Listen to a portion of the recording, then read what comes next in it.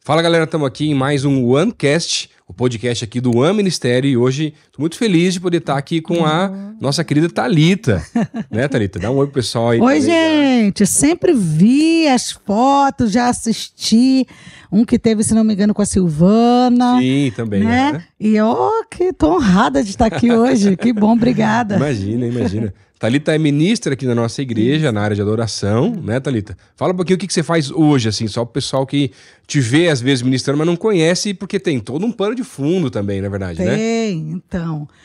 Hoje eu estou respondendo pela área de ensino e formação do Ministério de Adoração, que a gente pode explicar um pouquinho mais, porque essa é uma coisa diferencial da nossa igreja.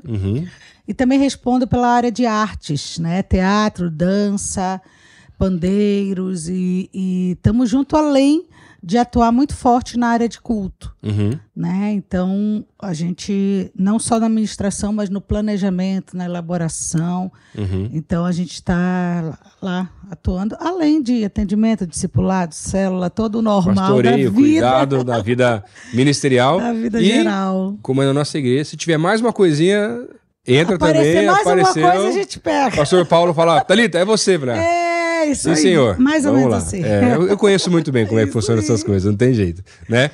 Mas antes da gente entrar, né, com relação a alguns projetos, coisas que Deus tem falado contigo, Thalita, aqui nesse podcast a gente tem conversado um pouquinho mais sobre vida, mesa, intimidade, para a gente saber a tua caminhada até desde onde você saiu, ou talvez falando assim, desde o êxodo lá do Pará, que teve um êxodo. Meu Deus, continua teve tendo, um êxodo né? do Pará para o Paraná, que foi forte alguns anos atrás aí. E a tua caminhada mesmo de vida cristã, como é que Deus falou com você pra você sair de lá para vir para cá, a questão ministerial, tudo mais, e depois a gente vai chegando nessa parte mais de hoje em dia, porque acho que isso inspira muitas pessoas, porque às vezes as pessoas falam, mas eu não sei com relação ao meu chamado, eu não sei com relação à minha área profissional, eu não sei com relação a tantas coisas, e a gente crê que isso pode ajudar muitas pessoas a se basearem talvez na história, não para usar a história como agora uma regra, porque não é essa a questão, né, experiência não é doutrina, mas ajuda a gente a abrir um pouco mais a cabeça para algumas coisas, como Deus tem se revelado, falado na história de outra pessoa, né? Então, a minha história é muito bacana, porque eu costumo dizer assim, eu sou muito grata ao Senhor porque eu fui perseguida por Ele, né? Eu nasci num lar cristão, evangélico, batista, numa família aqui no norte do Brasil. Meu avô foi um grande plantador de igrejas, pastor lá, na área que a gente chama do Baixo Tapajós, Santarém, e fundou várias igrejas na Transamazônica. E em Belém. Mas você também. Nasceu onde? Em Belém? Eu nasci em Belém, no Pará, né? E criada também? Criada até os 28 anos, né? Então, eu tinha um sonho de fazer o curso de jornalismo, mas o senhor nunca me deixou passar no curso de jornalismo, apesar de eu sempre ter sido uma ótima aluna. E não dá tempo de eu contar tudo, mas eu acabei indo para a área de música, que era uma área que eu não queria mais, porque meu pai era maestro, era professor universitário da Universidade Federal do Pará, e assim, eu e meus irmãos, a gente foi musicalizado desde criança. Não tinha nem opção, né? Não, né? Então, a gente já atuava na igreja, na área de música, minha família inteira, mas eu não queria ter isso como profissão, né? Mas não teve jeito. Deus disse não para o jornalismo, não tive escolha. E quando eu fiz um vestibular para música, muito contrariada, passei em primeiro lugar, sem estudar absolutamente nada. Então, naquela época, eu era assim, eu me converti com 8 anos de idade, me batizei com 9 anos. Mas eu tive um encontro verdadeiro com Jesus aos 18 anos na universidade. Nossa. Né? Porque Mas isso tudo ainda em Belém? Em Belém, né? Eu estava vivendo uma vida dupla, né? Eu era líder na igreja, desde muito cedo líder na igreja. Comecei a ministrar louvor com 15 anos. Já pregava na igreja.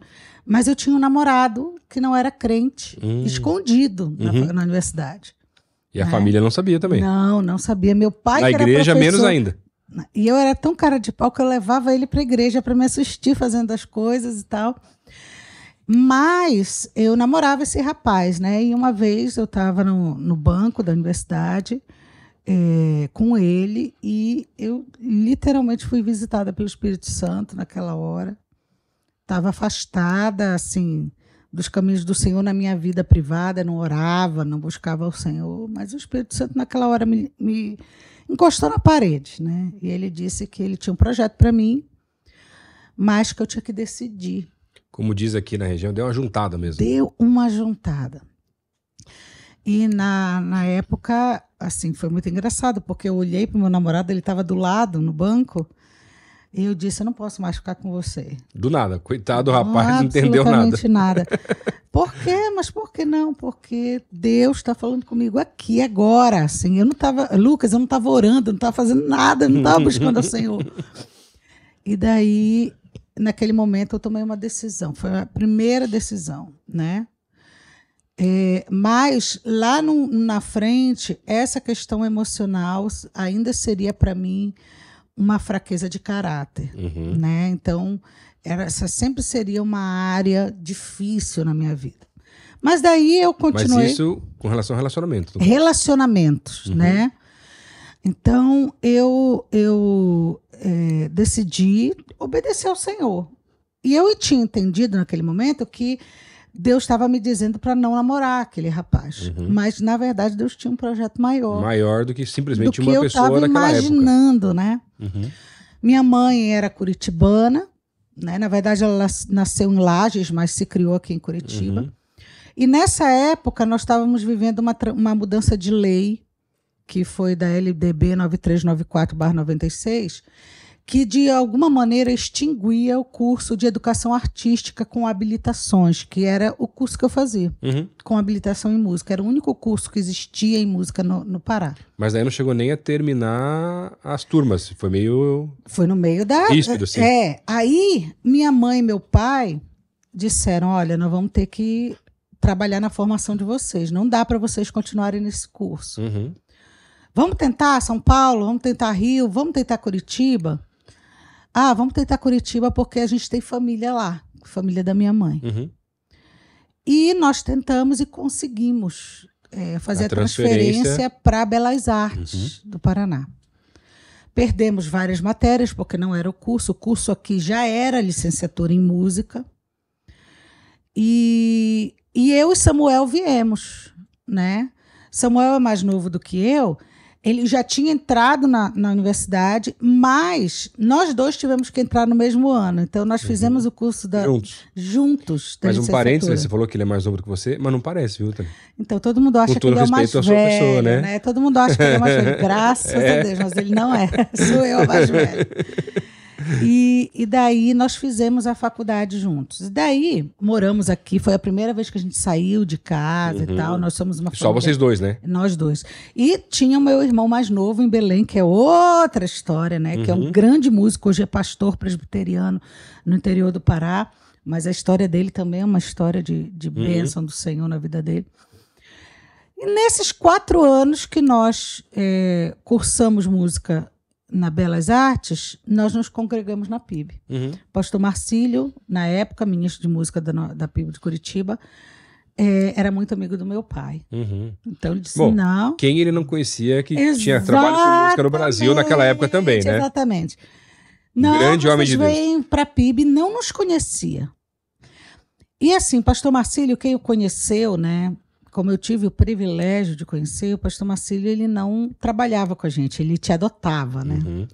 Então, nós nos tornamos filhos dele aqui. Todo mundo diz isso até hoje, que a gente é filho do pastor Marcílio. E filhos, assim, de entrar na casa dele sem pedir autorização, de almoçar, de jantar. Mas daí, até por isso foi mais fácil adaptar em Curitiba, então, né? Muito mais fácil. Porque foi estilo paraense, né? Em Curitiba. E essa igreja, ela nos acolheu com muito amor, né? A gente tinha essa ideia de que não, em Curitiba vai ser difícil, vai ser fechado, aquela a PIB já vivia um tempo de ser diferente, né? Então, assim, a igreja nos acolheu. E começamos a atuar como voluntários na igreja, né? Eu peguei ainda a época do pastor Tércio como pastor de jovens. E logo depois veio o pastor Paulo, Então, eu fui ovelha do pastor Paulo Davi, mas na juventude. Uhum. Quando nós terminamos a faculdade, em 2002, voltamos a Belém. E nós éramos licenciados em música. Então, nós tínhamos um projeto de vida que era de viver do ensino da música, né? E daí, cara, Deus faz coisas impressionantes, né? Nós começamos a estudar. Em 2006, meu pai faleceu em outubro de 2006. No final de 2006, nós passamos num concurso da Universidade Federal. Eu e Samuel. Um concurso para professores substitutos da universidade. Que era um concurso que valia 2 anos. E que depois você poderia continuar fazendo concurso e ingressar de vez na carreira, né? Em 2006, meu pai morreu. Em 2007, Deus nos chamou para o ministério. Mas chegaram a começar a participar, sim, trabalhar para o concurso? Sim, comecei a ser professora universitária, Samuel também. E Deus nos chamou para o ministério. Eu já para cá, para a PIB de Curitiba, e Samuel para Brasília. E daí a história do chamado foi muito complicada, porque nessa época eu era professora da universidade e eu também tinha um cargo comissionado de chefia na prefeitura, no Conselho Municipal de Educação. E nós estávamos conversando na época não era o WhatsApp, eu nem me lembro qual era, 2007, nem me lembro qual era, nem sei se já era talvez o WhatsApp. MSN. Não lembro qual era. Isso aqui não era, que é mais antigo, não, né? Não lembro qual era, mas pastor Paulo começou a conversar comigo. Tudo bem, Thalita? Tudo bem e tal. Então, querida, eu estou aqui expandindo meu ministério, Deus colocou no meu coração, a igreja está apoiando. E nós estamos orando por uma pessoa para ajudar o Michel na área de juventude, debaixo de mim. E daí eu estava orando e Deus me disse que essa pessoa era você. Lucas, eu em Belém do Pará, afastada completa. Nunca imaginei que Deus ia me chamar para o ministério. Sentia um amor integrada carinho, né, totalmente na igreja local, lá na PIB do Pará, envolvida. Lutava com Deus porque eu sentia um chamado, mas não via uma abertura. Ali qualquer tipo de reação da igreja local. E daí, de repente, eu tenho esse convite de Curitiba, né? Que era uma igreja que eu amava. Mas foi uma luta, porque eu tinha passado no concurso, minha mãe estava sozinha, eu era a única irmã solteira. E você tinha uma vida sendo construída lá. Lá, completamente. E um sonho, porque eu sempre tive paixão pela área de ensino, de ensino superior. E daí eu disse não. De primeiro momento? De primeiro momento. Que bom que não foi só você, Thalita. Eu falei não pro Michel uma vez também. Eu falei não 3 vezes, pastor Paulo. Aí ele me procurou depois de novo. Eu disse, não, pastor, muito obrigada, mas eu não vejo que é a hora e tal. E ele disse, mas você está orando? Porque Deus me falou e tal. Eu disse, não, pastor, não estou orando. Aí ele disse, então eu vou pedir para Deus te quebrar. Nessa situação, eu fui para uma que a gente chama de interiorização. O professor da universidade vai dar aula nos polos no interior. No mês de julho, eu fui para a Ilha do Marajó, fiquei num hotel, foi uma coisa maravilhosa. E lá, o Espírito me juntou. Numa bela noite, eu disse, tá bom, Deus, cansei, não vou mais lutar com o Senhor. Então me fala. Me fala o que é. E daí ali Deus me falou, eu quero que você vá, quero que você largue tudo e eu quero que você vá para Curitiba. E eu coloquei provas para Deus ali. E uma delas era de que minha mãe ia aceitar sem nenhum questionamento. Viu junto? Não. Ah, não, você viu. Que eu fosse. Só você, ela ia ficar sozinha. E daí eu disse, bem, dessa prova Deus não vai fazer, né? Porque eu sei que minha mãe já está com todos os projetos, os planos. E quando eu fui falar para minha mãe olhou para mim e disse, mas você ainda não foi. E daí naquela hora eu disse, tá bom, Deus, então eu vou. E isso foi em julho de 2007, fevereiro de 2008 eu comecei na PIB de Curitiba. Não sabia nem qual ia ser meu salário. Só veio. Porque Deus tinha me dado a direção que era para aceitar e não fazer perguntas. Né? E eu vim. E tô até hoje aí, Lucas. Porque você falou que era para vir. Se o salário é maior ou menor, não ia mudar. Não ia mudar nada, né? Deus mandou. Mas eu estava nesse processo, né? Claro. De aprender essas coisas. Porque quando você sente que você tem um chamado ministerial, eu entendo que você vai aprendendo a lidar com essas coisas. Eu não... Deus não tinha nunca me dito que ele ia me chamar para o ministério em tempo integral. E daí eu tive que aprender na marra. É que, na verdade, o que você está contando não era nem uma cogitação, assim... Para mim, não. Pelo rumo que a vida estava levando, pelo menos, né? Para mim, não. Né? Samuel já tinha esse chamado muito mais forte, convicto no coração dele. Eu não. Então, foi muito mais difícil para mim do que para ele, largar tudo e ir. Claro.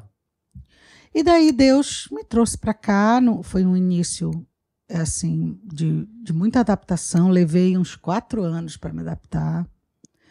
Né? A igreja se adaptar... Então, mas por quê? Por causa de estilo? Não, na minha vida mesmo. Eu tinha muita saudade, eu queria voltar...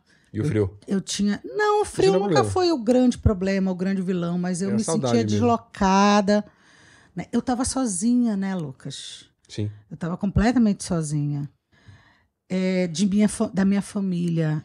Quem conhece a gente, nós somos muito grudados. Assim, e quando você veio para estudar, você tinha ido pelo Samuel. Tinha meu irmão e tinha uma previsão de voltar. Sim, então tem um... Agora não. E daí foi quando, no 4º ano já de ministério, aos trancos e barrancos, Michel teve muita paciência comigo, Paulo Davi. Deus me falou em Hebreus capítulo 11, quando ele fala dos heróis da fé. Eu não era nenhuma heroína da fé, mas ele falava que aquelas pessoas não ficavam olhando para o lugar de onde saíram, desejando voltar. Se elas quisessem voltar, elas poderiam voltar. Mas elas sabiam que tinham que ir em frente. Ir em frente porque elas tinham uma missão, elas tinham um outro reino.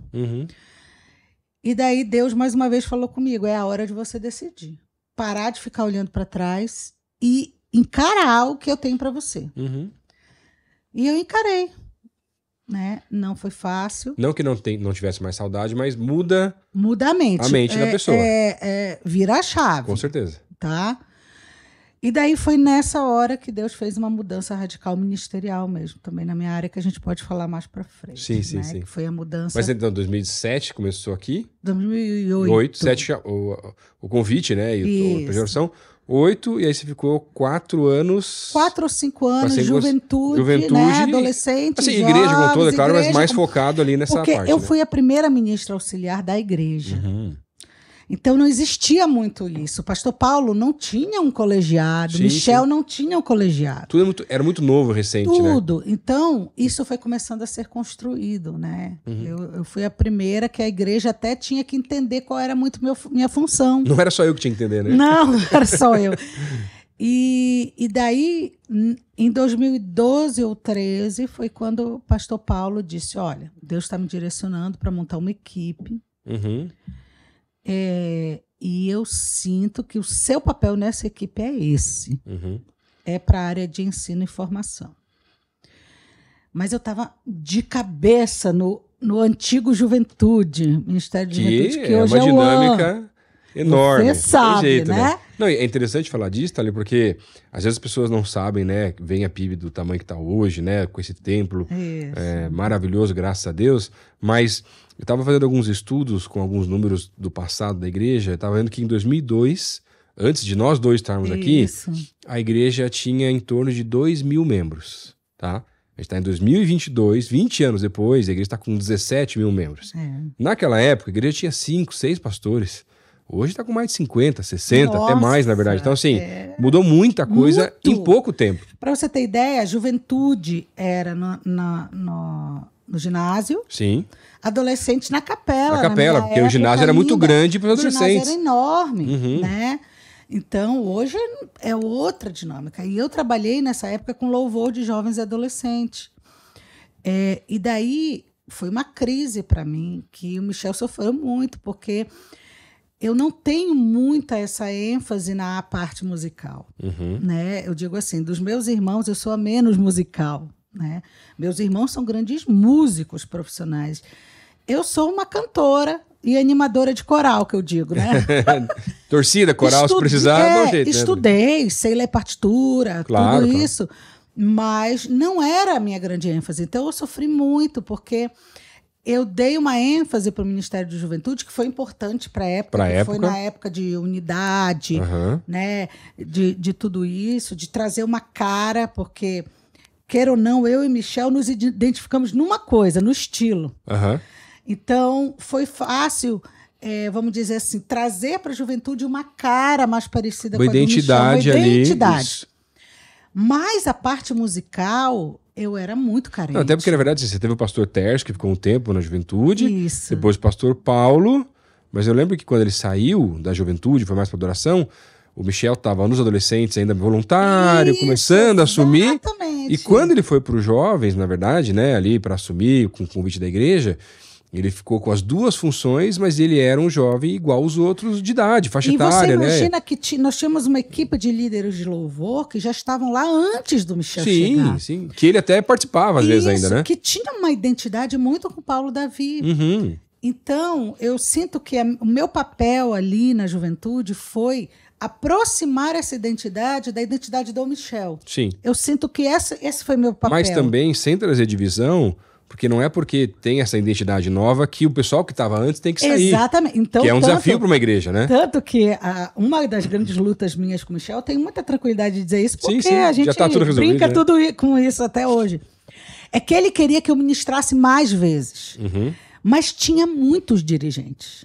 Eu dizia... Tem ideia de quantos tinha na época? Eram 12, 13 dirigentes ou mais. Eu disse, Michel, a gente tem que começar a orar, então, para Deus diminuir. E Deus foi relocando as pessoas. As pessoas começaram a sair para assumir outros ministérios, até que a gente teve um grupo menor. E pôde estar indo trabalhar um pouquinho diferente. E gente nova que estava vindo dos adolescentes, daí a gente começou a trabalhar uma identidade, né? Então, foram 4, 5 anos que o meu papel na juventude foi dizer assim, gente, esse culto tem que ter uma cara. Pode ter um ministro diferente. Pode. Porque eu lembro, quando eu cheguei na igreja em 2009, 10, mais ou menos, né? Mas vim trabalhar mesmo em 2010 para mais pro final. A Evan já era daqui, eu não era aqui da igreja. Eu estava na igreja com o meu pai. E eu lembro que vinha no culto sábado, ainda só participando, não trabalhava aqui nada. Aí um culto era a Thalita, era um estilo de culto. Um culto era o sei lá quem, era um outro estilo de culto. Aí cada culto você vinha e falei, não, mas que culto é esse? O pregador era o mesmo, o Michel pregava sempre, então beleza, mantinha nada, mas aí era interessante, musical, Lucas, porque o que acontecia? Como alguns cultos não tinham essa identidade do Michel, o que ele fazia? Antes de pegar a palavra, ele tinha que cantar uma ou duas músicas. Para tentar trazer. Porque como ele também é músico... É que ele quase não gosta das coisas, né? Então, ele tinha que ter aquele momento. Eu disse, gente, vocês estão percebendo? Né? Nós não podemos ter esse gap. Nós já temos que entregar para o pastor do jeito que ele quer. Então, a gente instituiu que aquela última música antes da mensagem já seria uma música dessas que a gente entende que o Michel tem essa paixão. Sim. E nós íamos deixá-lo ministrar o final da música. Isso. Que continua até hoje. Isso foi introduzido lá. Mas sabe qual é o problema? Eles querem fazer comigo, Thalita. Aí é aquela coisa, né? Aí tem a sabedoria, né? Tem a dublagem. Aí você tem que saber. Você tem que... hoje eu já entendo isso, depois de estudar sobre isso também. Que cada pastor tem uma identidade. E tá tudo bem. E daí você tem que trabalhar o culto para a identidade daquele pregador. Então, normalmente, quando eu vou ministrar, e eu sei que é um outro pregador, que não é o Michel ou o Pascoal... Então, por exemplo, agora até para o pessoal que tá pelas curiosidades seriais, como que você faz quando é o pastor Pascoal? Quando é o pastor Pascoal, eu mais ou menos já sei quais são as músicas que ele gosta. Tá. e ele não canta as músicas junto, né? Então, quando a gente prepara o culto, a gente já põe aquelas músicas que a gente sabe que vão ajudá-lo nessa preparação. Mesmo sem saber o tema da mensagem Mesmo ali, sem não é o saber. problema. Eles não precisam muito que a música seja temática. O nosso culto, ele não é didático, né? Nesse sentido, né? Nesse sentido de que o culto didático é um culto que tudo leva para convergir com a mensagem. Pastor Pascoal e Michel não precisam muito disso. Eles precisam que o ambiente, esteja que preparado. o clima esteja propício para o que eles, para eles e para o que eles vão falar. Então você já sabe quais são aquelas músicas. Então você já pregou no domingo? Eu já fui lá com você, Lucas. O que você quer que eu cante antes? Verdade. Né? Como é que você quer? E é muito bacana, porque os pastores hoje, eles percebem que eles têm essa liberdade, muitos me ligam. Thalita, eu vou pregar domingo. Dava para você preparar aquela música? Dá, pastor, que a gente tem uma regra no Ministério de Adoração, né? Quem manda é o pregador. Né? Então, a gente tem esse feedback. Alguns dizem assim, Thalita, eu queria que você cantasse aquela música como mensagem especial na minha pregação.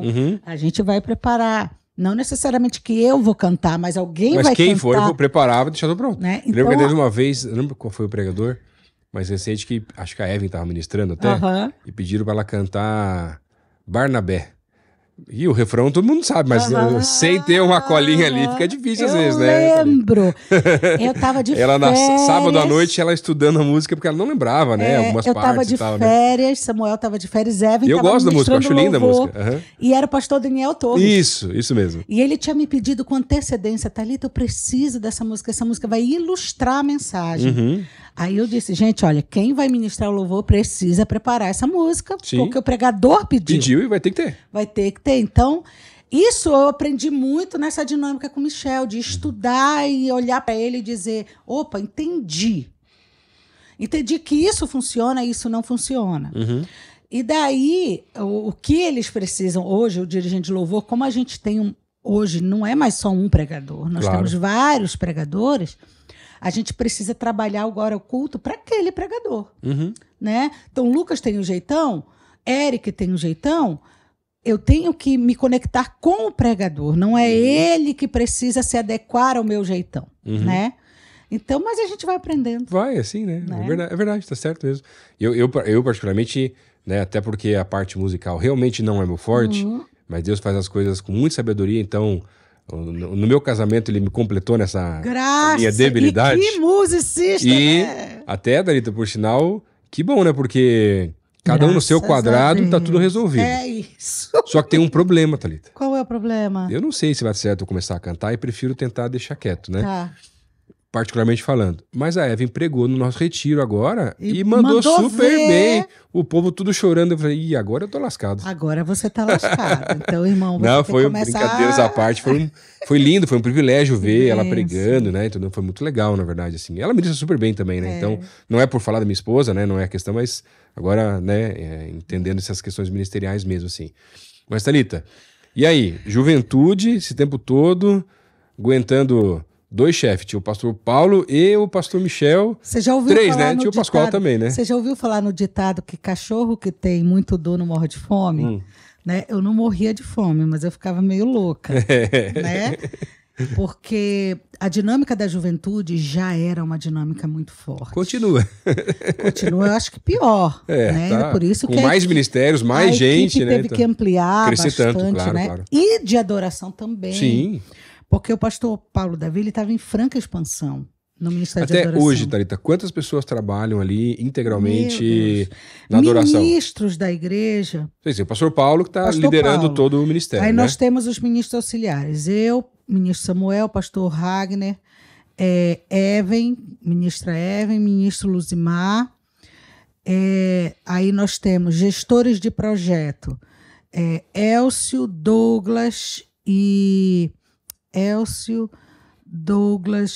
estou esquecendo uma terceira pessoa, e a Isa na área de comunicação. Esse pessoal é tempo integral. Mas todos na sede ou alguns já com campo? Todo mundo, né? A gente ainda tem trabalhado com os campos, ajudando quem está lá. Sim. Nós estamos todos na sede ainda, né? Mas Muito futuramente nós vamos ter que ampliar isso, porque nós já não damos conta faz tempo. Aí, se tiver mais, e aí, a previsão é ter mais campos, então você já aí tem que se hoje preparar, nós temos na Secretaria Fernanda, que está antes do pastor Paulo Davi, né?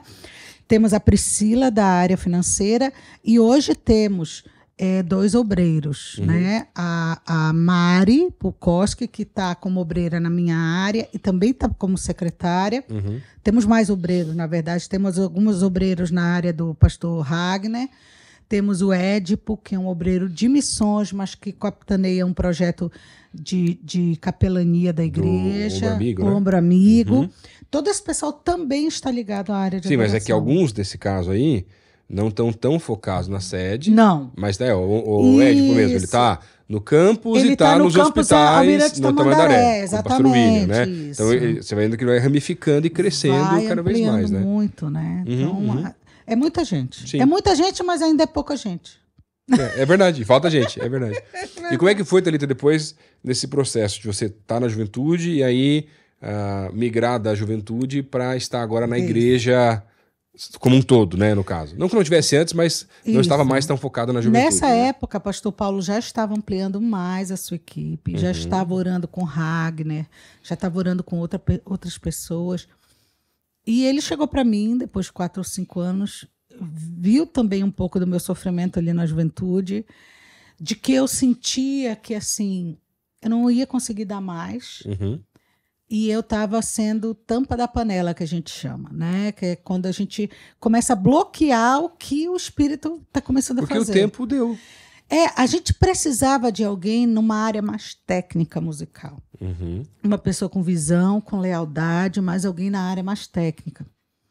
Mas, ao mesmo tempo, existia aquele sofrimento, porque eu e Michel, a gente se dava muito bem nessa parte de culto. E você conhece Michel. E é difícil achar alguém para encaixar tão bem, né? E você sabe que o Michel é muito apaixonado por essa coisa do culto, sim. né? Então, a minha saída foi dolorosa. E se não dá certo, ele fica invocado. Muito invocado. E assim, entre nós aqui só, né? Que não tem ninguém ouvindo nada, né? O homem fica invocado mesmo, gente. Fica, porque o Michel, ele tem... E tá certo, né? Ele tem uma expectativa, às vezes, até maior que o próprio pastor Pascoal. Com relação ao culto. Ao culto, sabe? A conjuntura do culto como um todo. Exatamente. Né? E assim, eu e Michel, a gente sempre deu muito certo. Não, eu lembro que quando eu cheguei, você já tava, na verdade, né? A gente ficou um tempo trabalhando juntos ainda. E era muito interessante porque, assim... Só de olhar, vocês dois já sabiam ali. Já. Você sabia se ele estava gostando, sei não até tava. Hoje. Sei até hoje, né? Então, sei quando não pegou. Tem que cantar mais uma música. Vou dar um jeito aqui. Ainda não pegou. Sim.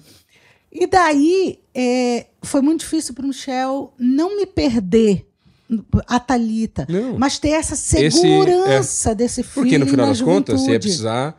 Sem ter alguém já naquele momento, formar alguém novo. Exatamente. Por mais que você pudesse contribuir, contribuiu, é claro, mas você tem que recomeçar com alguém, algo que já está dando muito certo. Já estava dando muito certo no culto, mas não estava dando certo no resto da estrutura. Sim. Entende? E tem um outro lado também, né, Thalita? Vamos ser bem sinceros aqui, já estamos só entre nós aqui mesmo, bom. Né? Que o nosso pastor Michel, é uma bênção, mas ele não gosta de perder. E não que perdeu, mas é que assim, não estaria... Gosta não, ninguém você gosta. Ninguém gosta, mas ele gosta menos. Ele gosta menos. Qual que é a diferença? Não é que perdeu, né? Foi uma bênção tudo que você viveu nesse processo, mas você não estaria mais tão próxima dele aos sábados, né? Essa era a realidade. Então foi um sofrimento também para ele nesse processo. Ele não entende, né? Ele entende isso hoje, que foi uma perda para mim. Demorou também. Um pouquinho, né? Demorou, né? Ele não ficou magoado. Não, ele claro que não. Com esse sentimento de que, poxa vida, né? Vamos dizer assim, me deixou. E eu também perdi, porque a UAN é um... já para mim... Nem era o UAN na época, não era né? O AN. Era a juventude. Mas a juventude, ela dá muito trabalho, mas também existia muito, eu acho que existe até hoje, esse sentimento de família. Tanto que eu tenho até hoje isso, com muita gente da UAN, né?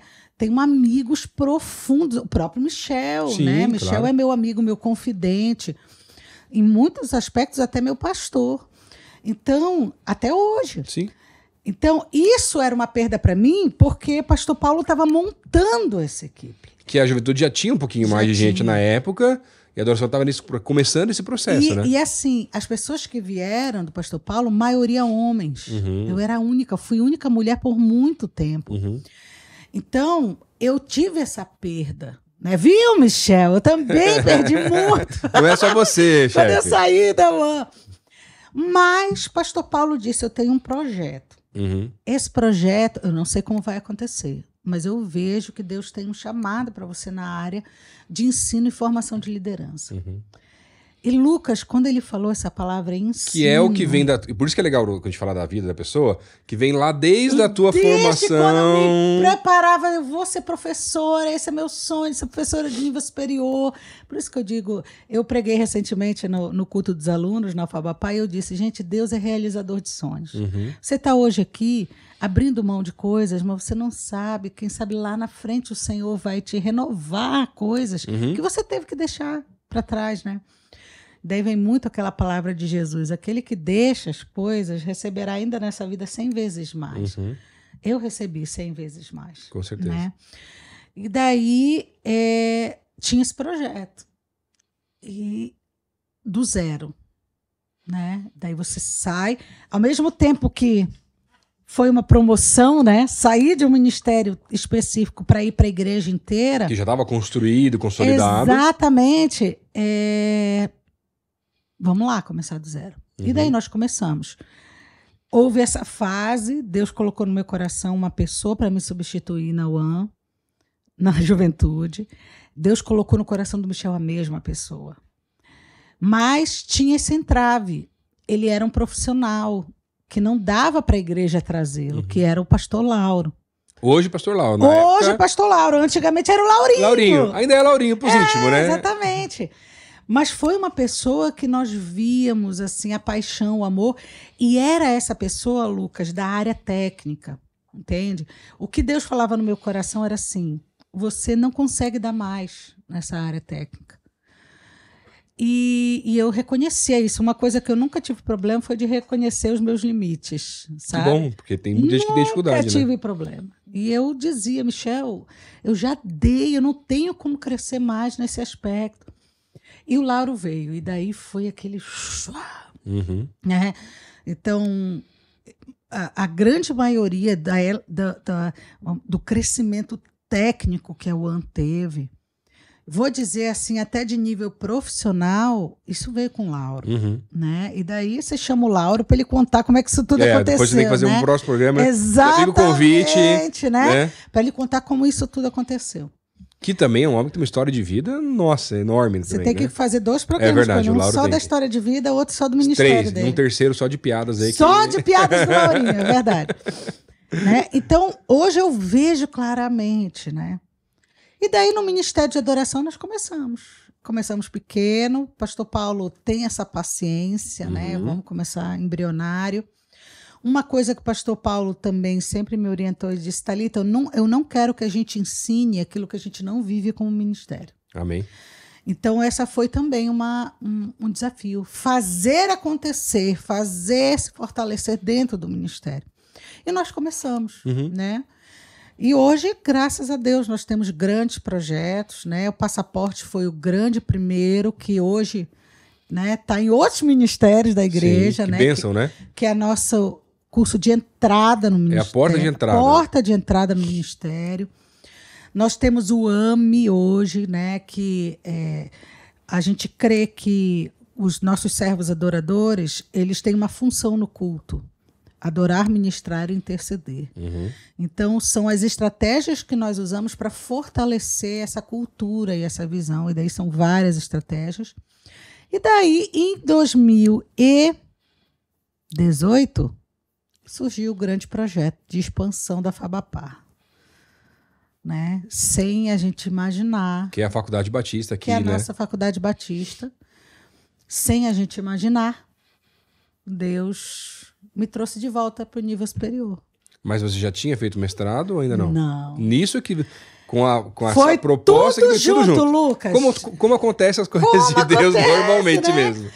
Pastor Pascoal me chamou uma vez para uma reunião com o pastor Paulo, já estava o professor Jaziel, nosso diretor da faculdade, e pastor Pascoal virou para mim e disse, nós vamos implantar vamos entrar na faculdade. Teve ali um semestre de entender o que era isso, né? Mas naquela hora já disseram, você tem que fazer o mestrado. É você. E daí eu comecei. E junto com o mestrado, gerar essa entrada na faculdade com a ênfase, né? Para adoração. Para adoração. Então, no Brasil, nós estávamos com um gap, né? Não tínhamos mais o curso de música sacra há muitos anos. Dá para ter um outro programa para explicar esse movimento, por que paramos de ter. Mas existe a necessidade de formar líderes na área de adoração. Ao mesmo tempo, nós não podíamos voltar àquele modelo de música, porque é um modelo muito caro. Os cursos de música, eles são caros quando eles são particulares, privados. Então, nós decidimos, não, nós vamos fazer uma ênfase na graduação de teologia, de bacharelado em teologia, com matérias com foco ministerial. Mas aí, nesse caso, quem vai fazer o curso da FABAPAR de teologia, né, para bacharelado, ele pode escolher se formar também com uma ênfase em adoração. Pode. Fazendo isso, ele escolhe as matérias opcionais. Nós temos as optativas. Nós temos 2 matérias de adoração que são obrigatórias dentro da linha geral. Mas as outras matérias são optativas. Então, esse aluno escolhe essas ênfases. E daí, professor? A faculdade queria que fôssemos nós os professores. Mas não tinha ninguém com mestrado. Então, mas eles falaram, mas os professores teriam que ter mestrado também. Ninguém tinha mestrado, né? Então, nós começamos ali com o pastor Marcílio, que já tinha terminado o mestrado, sendo... que tem uma base forte, né? Por causa da família, musicalmente falando também, né? Nos ajudando. E enquanto nós implantávamos... Era assim, Lucas. Tá implantando, era né? assim. Como é que fala? O carro tá andando e estamos trocando a roda. Era assim, Samuel, você vai entrar no mestrado, mas você tem que... como é a palavra quando... Qualificar até tanto, porque você já vai dar aula no próximo semestre. Era assim. Então, eu, Samuel e Ragner vivemos essa loucura de fazer o mestrado, ao mesmo tempo preparar o conteúdo da graduação para o online. 6 meses dando aula já. É uma loucura, né? E daí a gente viveu esse parto, né? Então hoje... Acho que é uma boa palavra para escrever mesmo. É um parto, né? Porque dar aula presencial é fácil. Sim. O problema é que nós tínhamos que entrar no EAD escrevendo apostila, que não é tão simples, gravando aula. Sem tempo para fazer. E fazendo mestrado e ministério, né? E tendo vida pessoal também, né? Vida pessoal, que quase foi abolida, né? Nessa época, todos nós engordamos, perdemos cabelo, todos nós. Né? Se você olhar para o ministério desse... Assim, que não tinha tempo, não tinha tempo de psicólogo nem psiquiatra, então tinha que encarar mesmo e resolver. Foi uma loucura. E nós estamos vivendo um tempo agora de implantamos. Ufa, agora vamos... Aleluia. Vamos ficar tranquilo? Não, né? Só que não, porque daí a FABAPAR nos convidou agora para entrar com a pós. Então, nós temos um projeto de 1 ano e meio para lançar a pós-graduação mais tranquilos. Sim, agora comprou. Todo mundo já com prazo terminado. Mais tranquilos, porque não tem aquele desespero de lançar a graduação, né? Após é uma coisa mais dentro do nosso tempo, quando a gente conseguir lançar, mas já tem demanda reprimida, já tem gente esperando a pós. E tem algum outro curso no Brasil que oferece também? Tem. O Seminário do Sul tem uma pós em gestão de Ministério de Adoração, na qual eu sou professora, Ragner e pastor Paulo. Somos professores lá. Mas a nossa ênfase não vai ser só em gestão. A nossa ênfase vai ser mesmo ministerial, pastoreio e organização ministerial. Tamo lá, Lucas. Tem coisa, né? Por isso, ministério não para, cultos acontecendo, não para, a igreja crescendo em nome de Jesus. No meio disso, Deus me deu um marido abençoado, que é o Marcelo. Somos casados há 5 anos. E hoje eu estou dando aula no nível superior. Olha aí, ó. Para quem teve que abrir mão lá atrás. Exatamente. Então, eu acho muito interessante porque Deus conhece o nosso interior, os desejos do coração, e quando a gente entende a direção dele, mesmo para abandonar ou deixar algo que é importante pra gente, ele tem prazer em honrar alguns desses desejos, né? Eu falo muito de mim porque eu sou formado em relações internacionais e meu grande sonho era ser diplomata, na verdade, Olha só. né? E aí... Mas você tá fazendo isso hoje, viajando o mundo inteiro. Aí, ó, exatamente, né? Então, eu figo falando assim, e aí você vê... Começou para traduzir o Michel. Agora Foi, você a primeira tá vez fui pra... Na verdade, quando eu cheguei na igreja, em 2000 e... Tudo bem que o programa é sobre a Thalita, mas a gente fala um pouquinho do Lucas, não tem problema. Isso aí. Mas a gente foi... Eu vim pra cá pra começar um trabalho com universitários, né? Isso. Sair do banco, aquela coisa toda e Eu tal. lembro. E já tinha terminado a faculdade, mas já tava no seminário. E aí, primeiro ano aqui, eu lembro eu tinha começado 2 células, Thalita. Olha. Aí eu fui um dia acho que no aniversário do Michel, na casa dele, ainda solteiro, com o pastor Pascoal. Ele virou pra mim e falou assim, ó, o Michel tá indo pra Malásia mês que vem. Eu lembro. E eu quero que você vá junto. Eu falei, vou fazer o quê, pastor? Não, tem um grupo chamado lá, GKPN, do pastor Elias Nantas, e vai ser a primeira mesa de juventude. O Michel, o inglês ainda ele era igreja, fala, mas ainda ainda era igreja. em inglês, então ainda não tava tão bom ainda, né? E falou, ó, você ajuda na tradução, mas além disso eu quero que você veja o que os caras estão fazendo ao redor do mundo para abrir tua cabeça com universitários. A gente foi para lá e foi um negócio descomunal, assim. Uma mudança A de gente, vida, né? em uma igreja que na época lá já devia ter, sei lá, aqui a juventude com 600, 700 pessoas num culto, talvez até na época, não lembro se era bem isso, mas chegamos lá para conhecer igrejas que tinham um trabalho de universitários com 20 mil pessoas. Então, assim, a gente sentiu uma formiguinha no meio de um negócio gigantesco, né? Mas Deus falou muito conosco lá sobre alguns projetos de implementação na igreja local, também com universitários, e disso que começou esses movimentos também da Semana de Avivamento. Foi a partir disso que começou esses processos, já na cidade de Curitiba, que hoje está em 50 cidades. Olha. E aí, eu acho que talvez uma das vontades que eu tinha com relação à diplomacia, que uma das pontos mais fortes, né, é essa parte de pacificação, ou ser um pacificador. Então, acho que é uma função diplomática, né? E isso é o que Deus tem construído e trazido, seja na igreja local, Como nós seja entre igrejas. pacificador. Exatamente. Então, entre igrejas e mais lugares, né, Thalita? Então, tem sido um privilégio até. E tive essa percepção faz uns 2, 3 anos, assim, de que era o que Deus estava resgatando dessa vontade lá do passado ainda, assim, sabe? Muito bonito como Deus faz. O Senhor, a Bíblia diz que deleita-te no Senhor e Ele concederá o Amém. desejo do teu coração. Eu não gosto muito de usar algumas dessas promessas para entender assim, Deus vai me dar todos os desejos do meu coração. Não, Deus vai dar aqueles que são bons para mim. E até porque, na verdade, quando eu me aproximo do Senhor, Thalita, existem desejos do meu coração que eu achava que eram importantes, que eu começo a perceber que não eram tanta coisa assim. A chave é se deleitar no Senhor. Essa é a chave. Exatamente. Né? Amém. Então, eu sou muito grata a Deus. E assim, a gente está em franca expansão. Eu tenho que agradecer a essa igreja, né?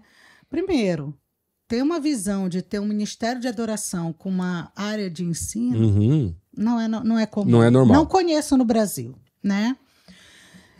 E com essa visão de crescimento, de expansão em todas as áreas, inclusive na área acadêmico-teológica.